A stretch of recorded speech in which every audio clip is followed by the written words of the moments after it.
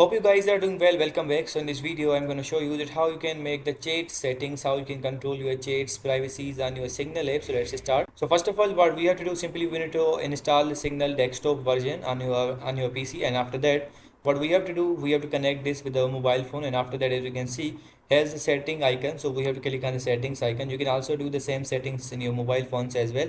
Now we need to go to the chat section, and after going to the chat section, as you can see, different types of options are provided here, like the spell check, text entered in a message composition box. If you want to make it untick or tick, you can also do that. It's up to you. And show text formatting. A text is selected. Generate a link preview. Convert typed emotion to emojis. So as you can see, in this way you can control your chat. If you want to standard or high send media quality, it's up to you. And after that, if you want to import your contacts, you can also do that.